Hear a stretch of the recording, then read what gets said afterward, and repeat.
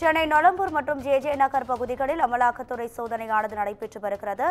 நொளம்பூரில் car விற்பனை தொழிலில் ஈடுபட்டு வந்துள்ள வைத்தீஸ்வரன் என்பவரது வீட்டில் சோதனையானது நடைபெற்று வருகிறது. இது தொடர்பான முக்கிய செய்தியை பார்த்து வருகிறோம். இது குறித்தான கூடுதல் தகவல்களை நமது செய்தியாளர் சுப்பிரமணியன் வழங்கிட கேட்கலாம். சுப்பிரமணியன், உங்க விரிவான தகவல்.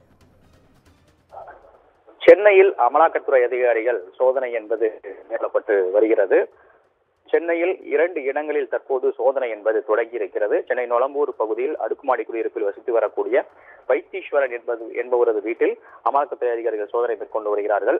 இவர் கார் வாங்கி விற்கும் தொழில் செய்து வருவதாக கூறப்படுகிறது. அதே போல ஜே நகர் கண்ணதாசன் தெருவில் வசித்து வரக்கூடிய சதீஷ்குமார் என்பவரது வீட்டிலும் அமலாக்கத்துறை அதிகாரிகள் சோதனை மேற்கொண்டு வருகிறார்கள். இவர் மெட்ரோ ரயில்வேயில் பணியாற்றி வருவதாக தகவல்கள் வெளியாகி இருக்கிறது.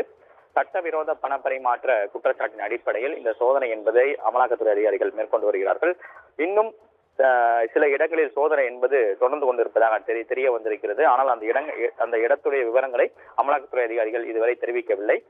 அதே போல சோதனைக்கான பின்னணி குறித்தும் அமலாக்கத்துறை அதிகாரிகள் தரப்பில் அதிகாரப்பூர்வமாக தெரிவிக்கப்படவில்லை. தகவல்களுக்கு நன்றி சுப்பிரமணியன்.